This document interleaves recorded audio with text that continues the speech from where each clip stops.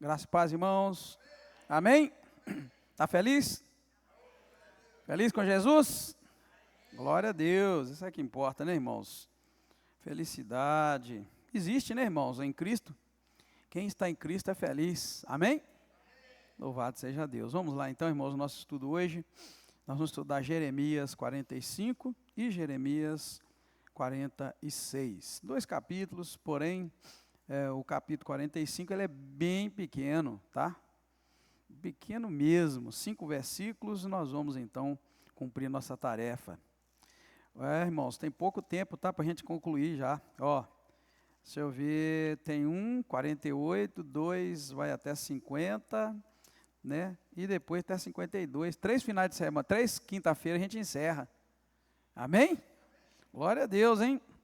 Esse capítulo 45, ele é curto, mas ele é um capítulo, irmãos, que é profundamente humano e também pastoral. Por quê? Porque, na verdade, ele mostra para nós, né, só para localizar os irmãos, esse texto talvez tenha, esses acontecimentos tenham sido...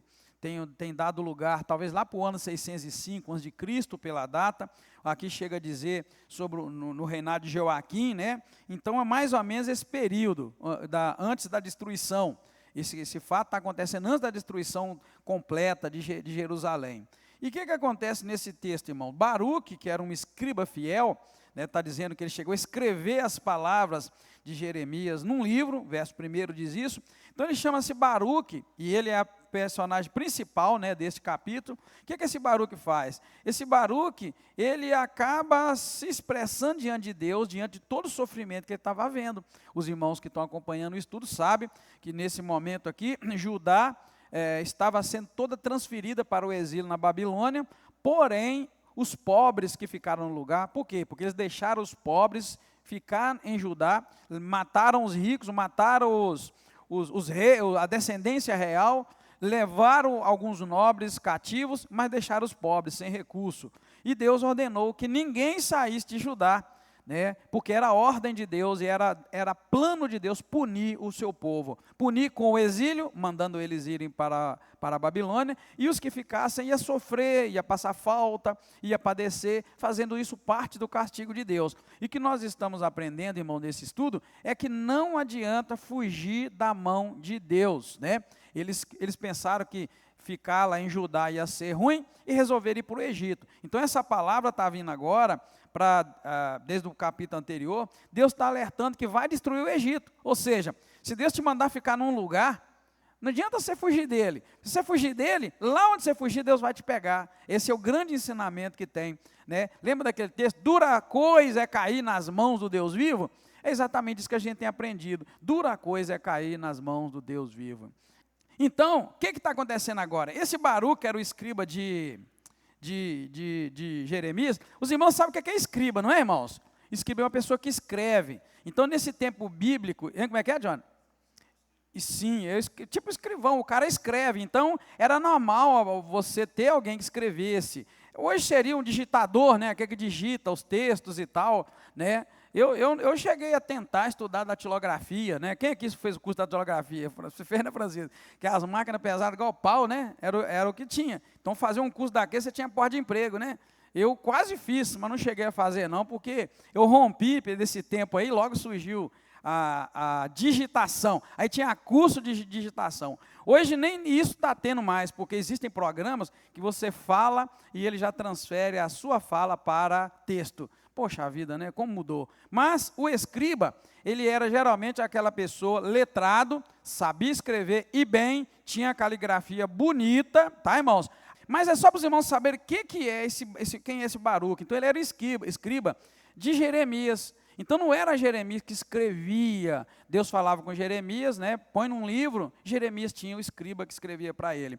E o cara que escreve para alguém, ele de tanto escrever para alguém, nesse termo bíblico muito mais ainda, né? O que acontece? O cara começa até a entender o outro. Então ele sofria também com o sofrimento de Judá, e foi aí que ele lançou essa palavra, ai de mim, porque o Senhor acrescentou tristeza à minha dor. Isso é uma expressão, verso 3, né, de sentimento.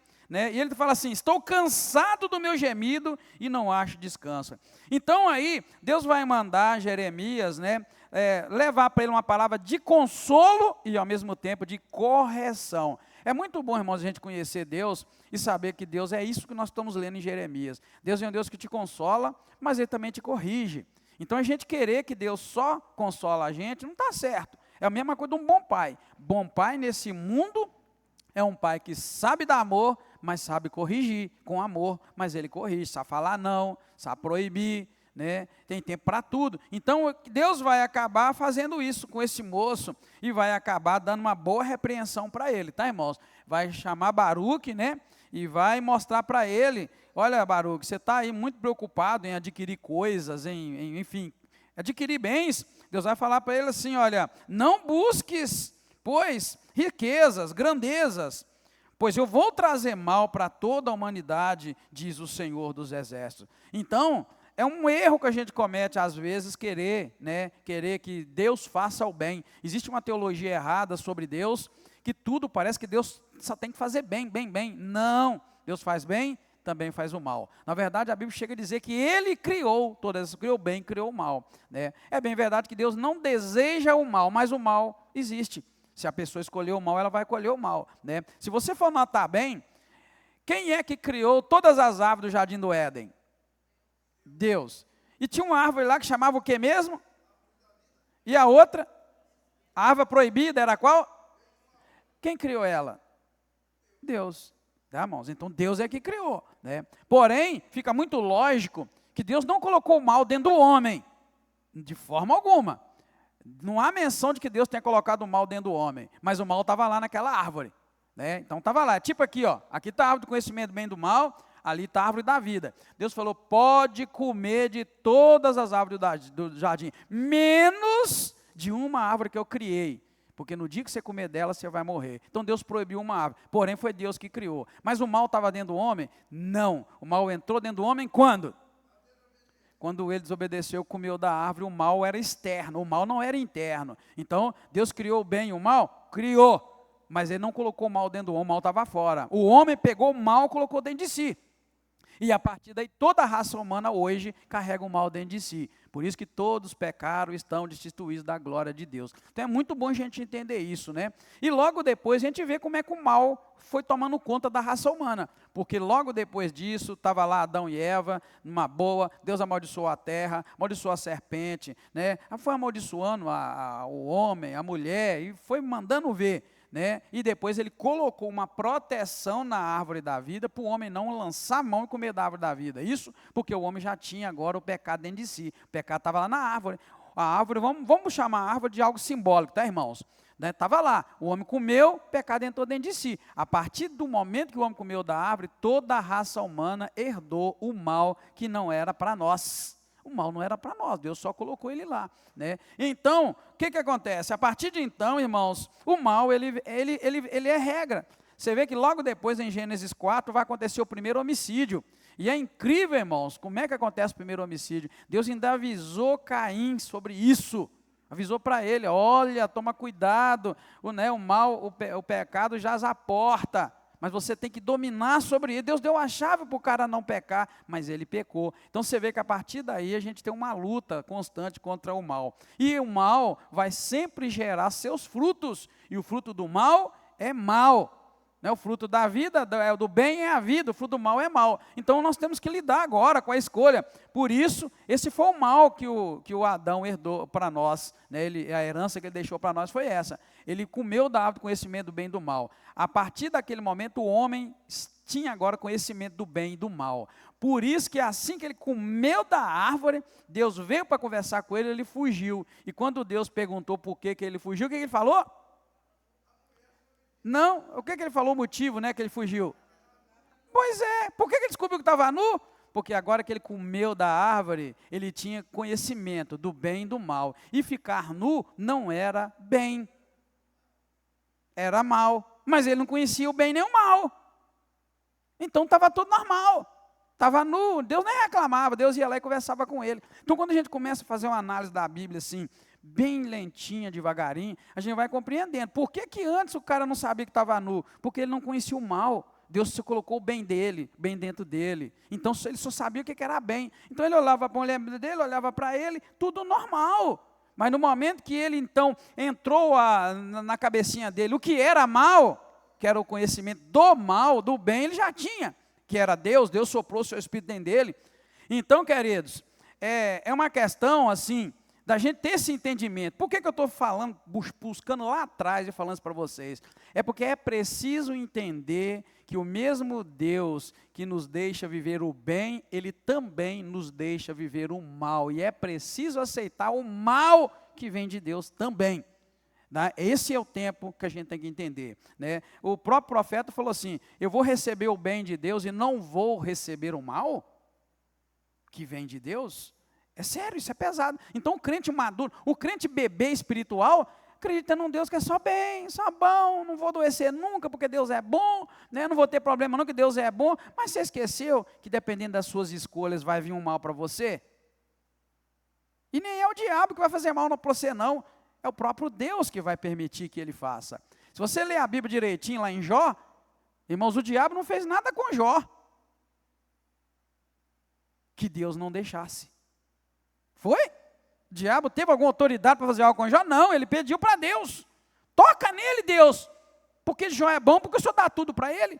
Deus falou, pode tocar, mas não tira a vida dele não. E o diabo foi tocando. Depois conversou com Deus outra vez, Deus permitiu. Então, irmão, de certa forma, é muito importante a gente entender isso. O diabo nada pode fazer se Deus não permitir.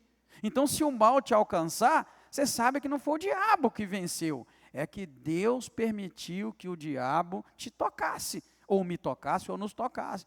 É permissão de Deus, Deus falou, é hora. Então Deus estava falando assim, eu quero que Judá pague alto, eu quero que Jerusalém pague alto. E aí esse homem, escriba, ele vai reclamar com Deus ao dizer, né, Senhor, né, ai de mim, porque o Senhor está acrescentando mal. Deus dá uma cacetada nele e fala, rapaz, olha, eu vou trazer mal para a humanidade. Verso 5, irmãos, olha, você procura grandeza? Ele fala, não busque grandeza, pois eu trarei mal sobre toda a humanidade. Isso, irmãos, nós chamamos de decreto, são os decretos de Deus. Quando Deus decretou que ia fazer o mal, nada muda o coração de Deus. Era só baixar o lombo e deixar Deus, no nosso lombo. Amém, queridos? Amém? Você acha que Deus vai mudar o que Ele falou? Não vai. Ele estava aqui castigando Judá, então ele decretou, eu vou castigar, então vocês podem aguentar que vai vir o castigo. Então essa palavra aqui, eu disse que ela é uma palavra bem humana e ao mesmo tempo pastoral, porque pastoral no sentido de nos ensinar que Deus trata com a gente duro quando tem que tratar, mas ao mesmo tempo ele tem essa palavra, olha o que ele disse, assim que ele disse as palavras para Baruque, no último versículo ele fala assim, mas a ti, Baruque, darei a tua alma por despojo, em todos os lugares para onde fores. O que Deus está falando? Não procura crescer, não procura prosperar, porque eu vou, na verdade, trazer o mal sobre toda a humanidade, e você não vai prosperar. Porém, eu vou dar a tua alma por despojo, em todo lugar que você for. Deus estava falando para ele, eu vou cuidar de você, você não vai morrer. Mas agora não pense em adquirir coisa, em crescer, e pensar que eu vou mudar, isso que eu não vou. Ele está falando assim, eu vou trazer o mal sobre toda a humanidade. Então, eu tenho trazido a Bíblia muito, irmãos, para pôr o pé no chão, para você compreender melhor a Bíblia. Eu vou voltar lá em 2020, 2021. O que aconteceu no mundo em 2020, 2021? Um decreto de Deus, de Covid, e que ninguém, país nenhum, nação nenhuma ficou livre da Covid, mundo inteiro. E quando Deus quis, Ele parou com ela. Ela começou e Ele parou com ela. Isso é uma prova de que quando Deus determina certas coisas, Ele faz. Não teve oração forte, não teve jejum, nem os caras mais poderosos da televisão, porque aqui no Brasil tinha um tanto de fazedor de milagre, lembra lá? Aqueles fazedor de milagre da TV? Nenhum deles. Teve muitos que até pegaram Covid. Né? Tinha um cara vendendo feijão, como o meu feijão que você não vai dar Covid, lembra lá do feijão? Né, que deu até processo para ele, né, só para os irmãos entenderem, é tipo isso, Deus falou, olha, eu vou trazer o mal sobre toda a humanidade, então não pensa que você vai adquirir coisa, porque não vai, porém, eu vou te dar a tua alma por despojo. O que ele quis dizer? Você não vai morrer, onde você for, eu vou cuidar de você, mas não pense que vai haver nada de prosperidade. Por que eu estou dizendo isso, irmãos? É para os irmãos entenderem que Deus trata com a gente, e quando Ele trata, a gente tem que aceitar, tá bom? Amém, querido? Você quer comer esse biscoito? Você quer comer? Eu sei que você está querendo, quer comer? Vem cá. Vem cá. Vou te ajudar aqui.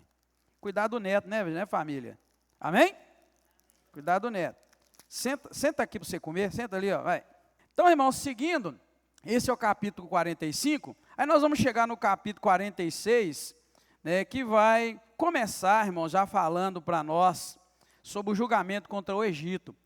Esse capítulo 2, ou melhor, esse capítulo 46, ele tem duas profecias, né? E a primeira, Deus vai anunciar a derrota do Egito pela Babilônia, né? Ele vai deixar isso bem claro, né, que apesar do orgulho, da confiança, da força que tinha o Egito, na verdade, o povo de Judá fugiu para lá, porque confiava na força deles, e Deus vai falar, não adianta, onde vocês forem eu vou detonar. E na verdade, por que não pensar, né, nós aqui estudando a Bíblia, por que não pensar que Deus mandou a destruição para o Egito exatamente porque o povo foi para lá? Porque você colher mal dentro da sua casa, você está complicado, não é, irmão? Você acolheu, o que acontece se você acolher um criminoso na sua casa? Você é cúmplice, pela lei você é cúmplice, e dependendo do criminoso, se o cara for lá, chegar lá, dar uma rajada de tiro para acabar com ele, pode acertar você, na sua família, você tá correndo risco. Então, por que não, nós que estamos estudando a Bíblia e estamos acompanhando e entendendo, por que não pensar também que talvez, né, a destruição chegou no Egito exatamente porque o Egito acabou acolhendo o povo que Deus falou, onde vocês pôr o pé, vocês vão ver destruição. Então, é o que eu falei para você, não adianta correr se Deus falar, eu vou te pegar, né? É melhor você ceder para Deus te pegar rápido, né? Tratar com você rápido, e você sair lá na frente. É isso que Deus está propondo para o povo de Judá, mas eles não estão entendendo. Então, essa primeira profecia, irmãos, vai demonstrar o quê? Que nenhum poder humano, por mais forte que pareça, pode resistir ao julgamento de Deus. Não adianta. O que era Egito nessa época? Egito era a grande potência. Tá, irmãos? Nesses termos aqui, é uma grande potência. Então, a gente entende que não adianta fugir para a grande potência, se Deus falar que vai tratar, e vai tratar mesmo, né? Frequentemente, na verdade, o Egito é um símbolo de segurança, sempre foi. Tanto que o Egito foi o lugar onde o povo de Israel encontrou alimento, encontrou vida durante os anos que estiveram exilados lá, até que depois veio o sofrimento sobre eles. Então, esse capítulo 42 deixa isso, ou melhor, 46, já começa dizendo para nós que a arrogância do Egito, que achava que era invencível, né, vai mostrar para nós a humilhação e a derrota diante da Babilônia. Tudo isso nós vamos encontrar nesses primeiros versículos, de 12 versículos, porque é o que Deus tinha reservado para o povo. Deus prometeu que ia pegar, né, Judá, e nesse caso ele está pegando mesmo, tá bom? Depois do 13 ao 26, nós vamos encontrar a segunda profecia também com relação ao Egito.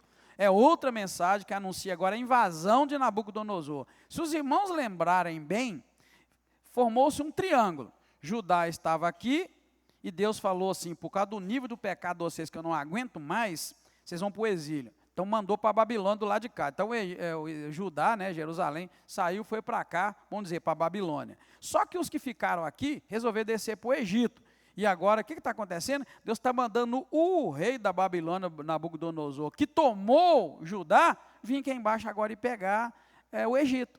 Ou seja, quem foi para lá, Deus avisou, o tempo todo os irmãos estão estudando, está escutando. Deus falando que o povo de Judá que obedecer e ir para a Babilônia, se entregar, vai viver bem. Quem ficar vai sofrer. Só que os daqui resolveram fugir para o Egito. E agora Deus está mandando o cara lá da Babilônia, que é o Nabucodonosor, vir aqui no Egito e acabar com tudo.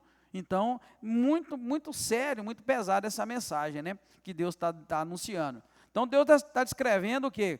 Como é que o Egito ia ser saqueado, os ídolos deles iam ser tudo destruído, né? Porém, Deus ainda dá uma promessa de um futuro para o Egito. O texto vai terminar dizendo, né, deixando claro para nós, que Deus estava dizendo que ainda ia dar uma chance para o Egito, né? Ou seja, essa segunda profecia, então, reafirma para nós o que? O poder de Deus sobre as nações e a intenção de Deus, né, de tratar com a idolatria e com o pecado. Irmãos, toda grande potência, isso aí eu estou falando de história, e nós vamos saber, nós podemos olhar pelos livros de história, toda grande potência que um dia foi arrogante, partiu para a idolatria, que é contra Deus, perdeu toda a sua potência. pode notar, os grandes impérios que existiram no mundo, né, Império Romano na época de Jesus, né, pode olhar, todos os grandes impérios, eles foram destruídos exatamente por causa de distanciar de Deus, né.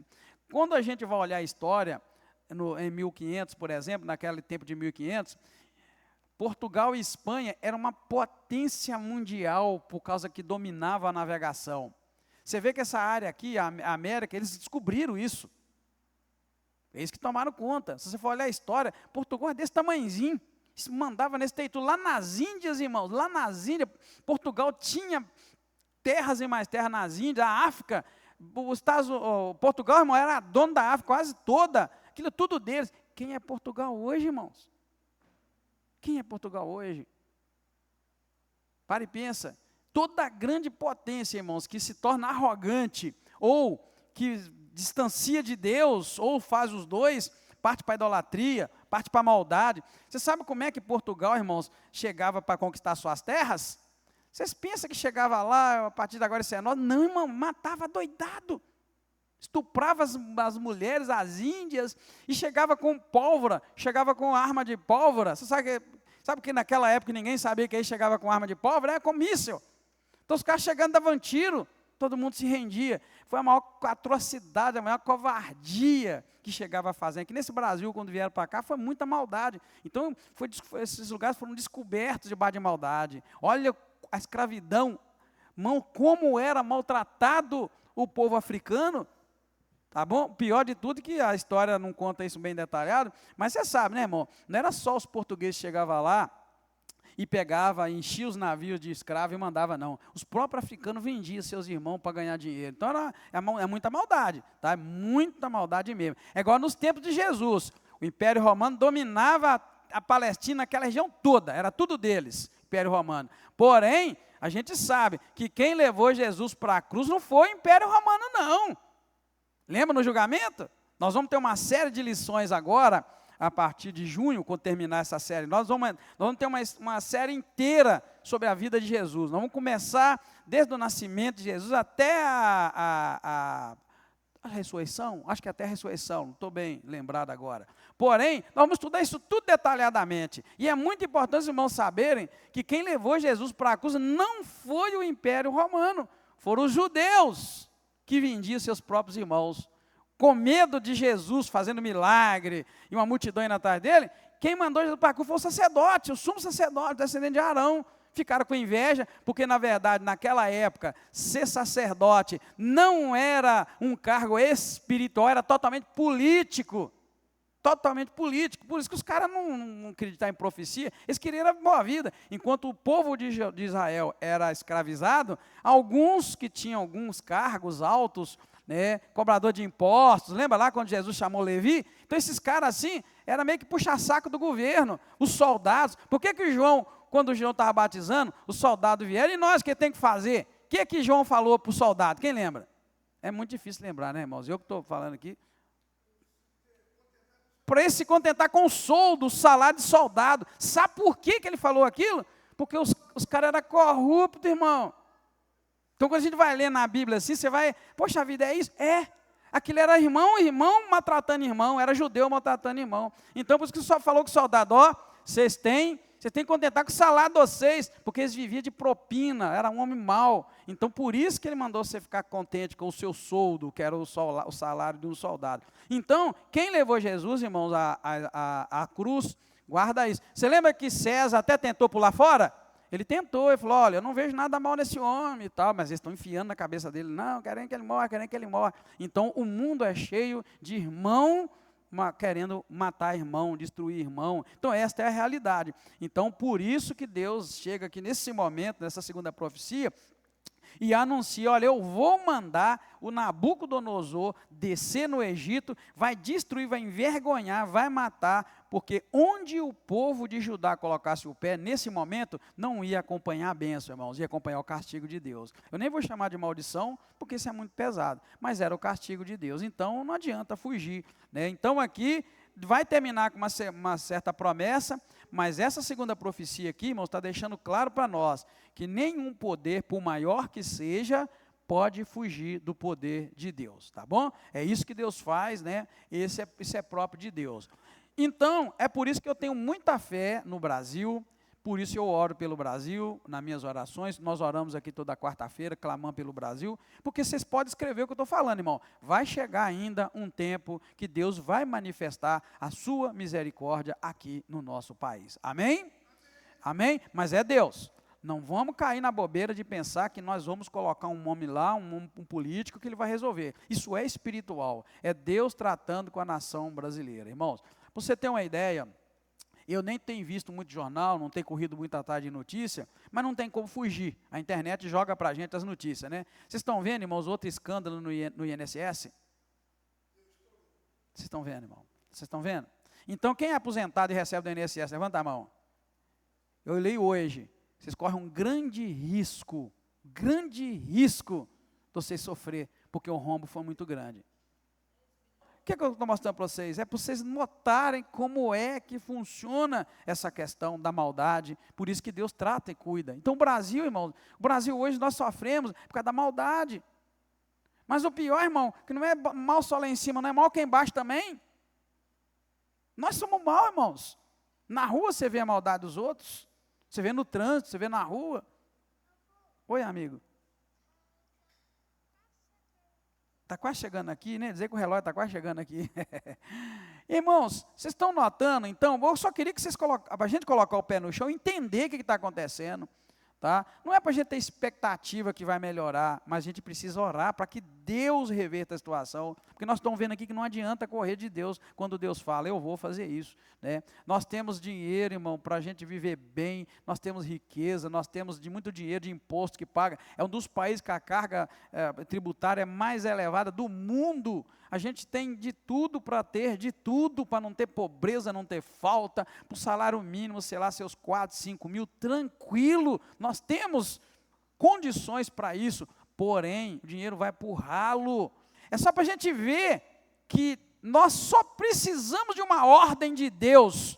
Agora eu quero o Brasil assim. E vocês vão ver que maravilha, a gente tem de tudo, glória a Deus. Tá bem, irmão? Porém, isso não chega em nós, por quê? É isso que eu estou querendo dizer para os irmãos, porque é de Deus, Deus quer isso, Deus quer nos ensinar, Deus quer nos moldar, Deus quer mostrar para nós que é Ele que é todo poderoso, né, e que a salvação vem dEle, mas recurso tem todo o recurso necessário, a gente sabe, hein?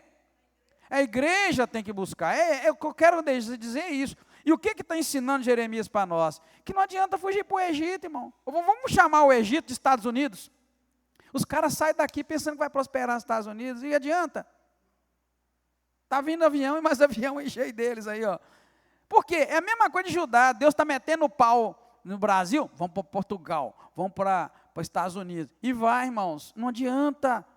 O cara volta, o Brasil está aí do mesmo jeito, porque é tratamento, é Deus. Então, a gente precisa de orar, clamar, a igreja precisa tomar postura, que é clamar e falar, Deus tem misericórdia, abençoa o Brasil. Então, fica quietinho. Então, irmãos, a gente precisa muito, tá, irmãos, de entender o que é que Jeremias está mostrando para nós. É que quando Deus fala, eu vou punir, não adianta, é melhor aceitar, tá, irmãos? É melhor aceitar. Então, concluindo aí o 27 e o 28, né, nós vamos ver o quê? Que Deus promete um livramento para Israel, mesmo em meio à profecia de julgamento, Deus vai e conforta Israel e dá uma boa palavra para eles, né. Eu acho bonito que Deus fala assim, no último versículo do capítulo 46, não temas, ó Jacó, meu servo, diz o Senhor, pois eu estou contigo. Olha o que Deus fala, ainda que eu dê cabo de todas as nações entre as quais eu te lancei, ou seja, ainda que eu vou destruir todas as nações onde eu te mandei, de ti eu não vou dar cabo, eu não vou destruir você não, eu vou te castigar, mas somente com justiça, eu não te deixarei de todo impune. Deus está falando assim, olha, todo lugar que você pôr o pé, Israel, eu vou destruir.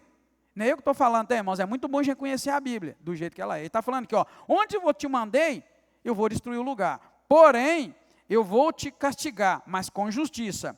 Mas ele fala, mas eu não vou te deixar impune. O que Deus está falando? Não pensa que eu vou te deixar sem te punir, porque eu não vou deixar.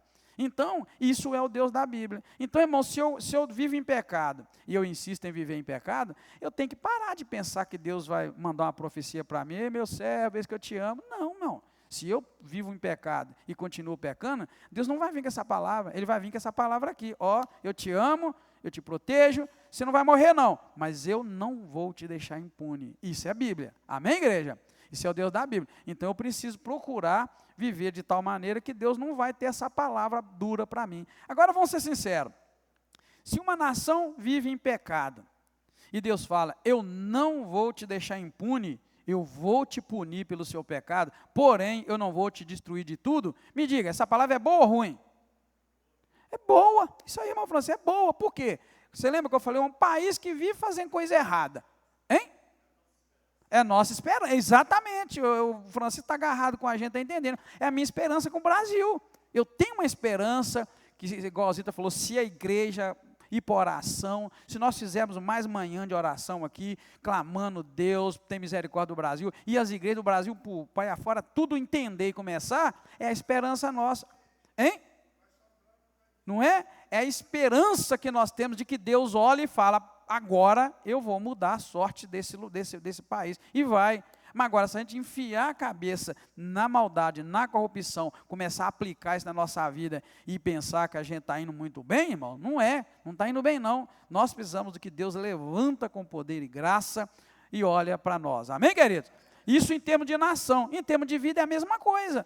Se eu sou um cara que vive o tempo todo diante de Deus buscando a Ele, eu só vou ter bênção de Deus. É o que Deus falou para Daniel. Lembra lá o profeta Daniel, quando ele orava, e o anjo veio e falou para ele, Daniel, desde o dia que você aplicou o seu coração em compreender e a humilhar-te diante de Deus, as suas orações são ouvidas. Ah, que bacana! Ele orava, não tinha resposta, não tinha nada, mas ele continuava orando. Vem um anjo e fala para ele, ó Daniel, tem uma palavra de Deus para você, sabe o quê? Desde o dia que você aplicou seu coração para compreender Deus, para buscar Deus e saber, e você também começou a se humilhar diante de Deus, desde aquele dia suas orações são ouvidas. É essa a nossa esperança, irmãos, da igreja alcançar diante de Deus a graça, de Deus falar, opa, eu estou ouvindo suas orações, então eu vou ter misericórdia desse povo, né? E é assim que Deus vai fazer. Amém, igreja? Para a gente concluir, irmão, não fica difícil concluir, né? Porque deu para ver que o capítulo 45, ele vai trazer essa mensagem específica para Baruque, mostrando, né, o cuidado de Deus pelos servos dele, mesmo na adversidade. O que nós vimos aí é que Deus mostrou para Baruque mais ou menos assim, Baruque, não adianta você estar no meio de Judá e querer prosperar, porque não vai, porque eu já falei que ninguém vai prosperar nesse lugar. Porém, a sua alma eu vou te dar por dispor, você não vai morrer não. Onde você for, você tem a sua alma, fica tranquilo. Porém, não busca grandeza que você não vai ter. E mostra então que Deus cuida dos seus servos. E o 46 vai destacar o julgamento contra o Egito, sempre enfatizando a soberania de Deus sobre tudo, né, sobre as nações, né, sua justiça, em confrontar o orgulho, a idolatria, e os 2 capítulos vão reforçar que a verdadeira segurança e a esperança só vem da obediência e confiança em Deus, né? E a promessa de livramento para Israel mostra que mesmo no meio da disciplina, Deus preserva o seu povo, cumprindo o seu propósito de redenção. Sempre Deus sempre a palavra de Deus, irmãos, vai ser determinante, né? Então o que Deus prometeu, Ele vai cumprir, independentemente se a raça humana faz coisa errada, né? Não importa. É por isso que a gente tem que entender, né, se o fato de Jesus ter nascido da tribo de Judá, não coloca Judá como o melhor homem que tinha lá não, né? Judá adulterou, Judá fez um punhado de coisa errada, na caminhada a gente vê lá a prostituta Raabe salvando os espias e entrando na genealogia de Jesus, você vê um punhado de coisa acontecendo, é muito estranha. Por exemplo, quem foi o herdeiro de Davi, o herdeiro direto do trono e da bênção? Salomão era filho de qual mulher?